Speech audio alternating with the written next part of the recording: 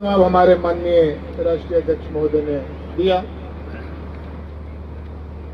हमें बहुत खुशी है कि डॉक्टर अजय तिवारी जी एक विद्वान व्यक्ति हैं और पहले समाज सेवा के माध्यम से लगभग 4 लाख लोगों को जोड़ा है और उन्हीं लोगों को अब राजनीतिक पार्टी जो इन्होंने बनाया है भारतीय प्रवासी जनता पार्टी, उसके साथ बड़ी आसानी से जुड़े हैं। और मैं समझता हूं कि जब आप समर्पित रूप से किसी भी क्षेत्र में काम करते हैं तो लोगों का स्वाभाविक रूप से आपके साथ जुड़ना बहुत ही आसान काम है। अभी इन्होंने पंजाब की बात की है।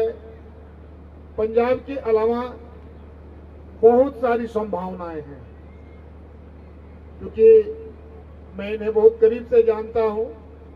एक तरफ इनका घर है, दूसरे तरफ इनके मामा जी का घर है, बीच में हमारा गांव है।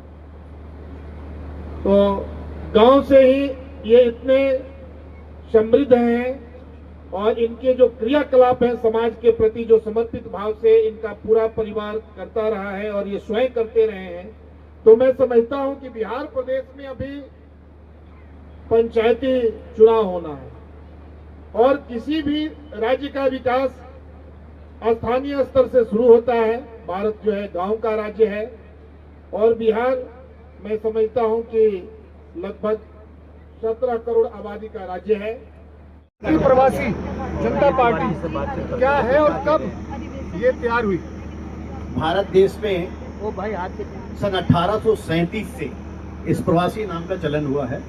1837 में जब मुगलों अंग्रेजों का राज हुआ करता था तो गिरमिटिया मजदूर और बंधुआ मजदूर बना करके कनाडा, मॉरिशस, यूके लोगों को, हिंदुस्तान के लोगों को काम के लिए भेजा जाता था।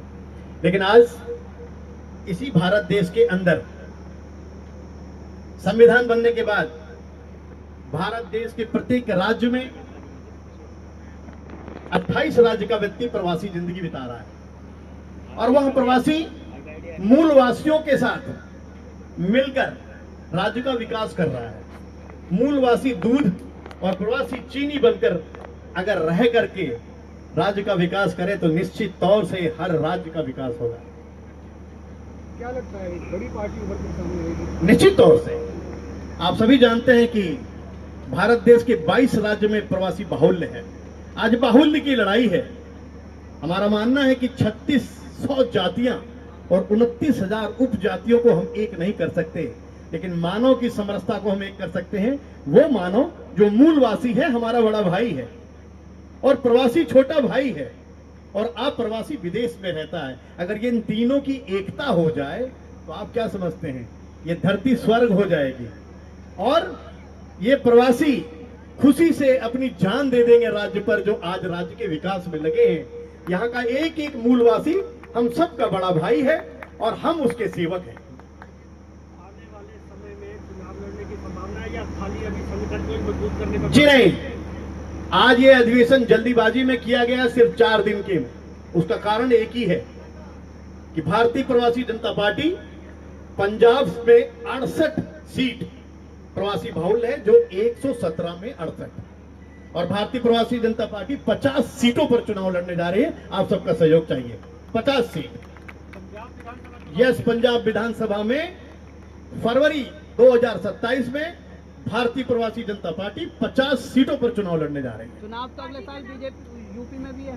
चुनाव यूपी में है तो यूपी में भी एक आध जगह सीट लड़ेंगे, जैसे नोएडा हो गया, गाजियाबाद हो गया, बागपत हो गया, लखनऊ का वह इलाका जहां उत्तराखंड के लोग हैं, वहां से निश्चित तौर से उत्तर प्रदेश में भी चुनाव लड़ा जाएगा। क्या लगता है कामयाबी हासिल होगी? पार्टी का नाम प्रवासी रखने का एक ही विचार है। प्रवासी मतलब सेवक, प्रवासी मतलब पसीना। जब मूलवासी का और प्रवासी का पसीना बहेगा तो भारतीय प्रवासी जनता पार्टी निश्चित तौर से आगे बढ़ेगी। अजय जी, क्षेत्र के अंदर जो तोड़फोड़ चल रही है, सबसे ज्यादा प्रभावित प्रवासी हो रहे हैं, उनके निश्चित तौर से मैं इस पर एक ही चीज कहूंगा, सरकार से एक ही चीज कहूंगा, जिसको मर्जी तोड़ना हो तुम तोड़ लो, तुम्हें अधिकार है। विकास के नाम पर, विकास के नाम पर तोड़ने से कोई नहीं रोकेगा। लेकिन 55 साल से जिसने घर बनवाया, 55 साल पहले जिसने घर बनवाया और 55 साल से जो घूस लेकर के उसका काम करता रहा, बिजली का बिल, पानी, ये वो, उसकी नौकरी कब लेगी सरकार, उससे पैसा कब वसूलेगी सरकार। अगर यह सरकार आज चाहे तो इनसे पैसा वसूल कर जिसके घर टूटे उसको 5 गुना पैसा अगर दे दे, मैं निश्चित तौर से कह रहा हूं प्रवासी का दुख दर्द दूर हो जाएगा। उनके लिए क्या आवाज उठाएंगे? देखिए, उनके लिए सुनिए, नेहरू कॉलोनी टूटने का आ रहा है आप- सामने मुद्दा, सुनिए। हाँ, एक और इस्माइलपुर के पास है पंचशील कॉलोनी, उसके भी 3000 घरों को टूटने का नोटिस लगा हुआ है। मंत्री जी के पास गए थे मिलने, उनके लिए क्या आवाज उठाएंगे? आप केवल फरीदाबाद की बात कर रहे हैं, मैं पूरे भारत में प्रवासियों को एक करने निकला हूं। तो दिल्ली में जो टूट रहा है उसका क्या, जो मुंबई में टूट रहा है, मुंबई में 21 करोड़ की संख्या, उसमें 13 करोड़ प्रवासी हैं। वो ठेला चलाने वाला, वो रेहड़ी लगाने वाला, वो ऑटो चलाने वाला, वह नौकरी करने वाला, वह व्यक्ति फैक्ट्रियों का विकास करने वाला, वह व्यक्ति मूलवासियों का भाई है, छोटा भाई है, और मूलवासी के साथ मिल करके सरकार से लड़ने में देर नहीं लगाएगा।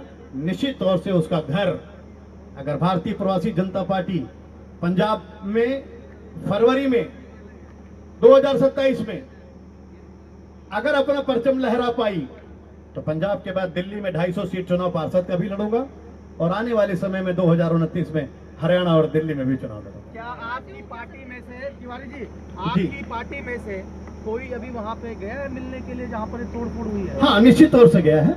हमारी पार्टी में मैं खुद गया हूँ, अच्छा मैं खुद गया था। जी, 2-4 लोगों से मेरी मुलाकात हुई। वह व्यक्ति मिस्त्री था जो ईटा और टाइल्स का काम करता था, उसका भी घर उसमें आ गया है। वो रो रहा था, लेकिन मैंने सिर्फ उससे यही कहा कि बेटा, ऊपर वाले से बड़ा लाठी कहीं नहीं है।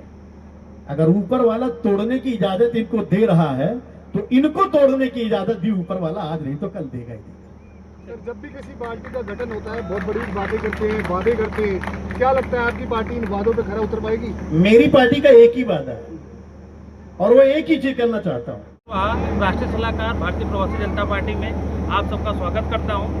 अब आप हमसे पूछ सकते हैं कि आपको क्या हमारे पार्टी के बारे में जानना है। भारतीय प्रवासी जो जनता पार्टी है उसका आपको नाम कैसे, विचार कैसे आया, और इस नाम के पीछे का उद्देश्य? नाम का बहुत अच्छा लॉजिक है कि प्रवासी वर्ड ही अपने आप में एक बहुत ताकतवर वर्ड है। आज पूरे देश में हिंदू मुस्लिम हो रही है, जातिवाद की लड़ाई हो रही है, लेकिन ये लड़ाई जातिवाद की है नहीं। हिंदू भी एक है, मुस्लिम भी एक है। हमारे राष्ट्रीय अध्यक्ष जी का कहना है कि अगर आपका ब्लड ग्रुप और किसी एक ग्रुप के पॉजिटिव ब्लड ग्रुप को मिला दिया जाए तो कभी उसको अलग नहीं किया जा सकता। उसी प्रकार से जब हम सब एक हैं, हम सबका खून का कलर एक है, तो हम लोग अलग क्यों हैं? हम हिंदू क्यों हैं, हम मुस्लिम क्यों हैं, हम एसटी क्यों हैं, हम एससी क्यों हैं? हम सब एक हैं। इसलिए हम लोगों ने इसका नाम प्रवासी जोड़ा, क्योंकि पहले ही भारतीय जनता पार्टी का नाम अच्छा था। हम लोगों ने प्रवासी जोड़ के उसको और अच्छा करने की कोशिश कर रहे हैं। इसलिए हम लोगों ने बहुत सोच समझ के इसका नाम लिया है, और इस नाम को लेने में हम लोगों को 6 साल का मेहनत लगा है, भारतीय प्रवासी जनता पार्टी। ये राष्ट्रीय अधिवेशन जो हुआ है उस पर आपको क्या कहना है कि क्या क्या जो मुख्य उद्देश्य है और आने वाली रणनीति क्या है, उसको कहते हैं? हमारी रणनीति सिर्फ अभी फोकस और we are only on Punjab कि हमारी 117 सीटें हैं और उस पर हम लोगों को पहले फतह पानी है, और उसके साथ साथ दिल्ली के एमसीडी इलेक्शन में हम लोगों का बहुत ज़्यादा ही ध्यान है। तो हम लोग पहले पंजाब और दिल्ली को साथ में लेकर चलने के हिसाब से ही हम लोगों ने इस अधिवेशन को अभी आयोजित किया। इलेक्शन में क्या क्या मुख्य मुद्दे रहने वाले हैं? हमारा एक ही मुद्दा है कि अगर कोई भी बंदा बाहर से आके आपके शहर में रह रहा है तो वो आपका देवता है, आपके समान है, तो आप उसको उतनी ही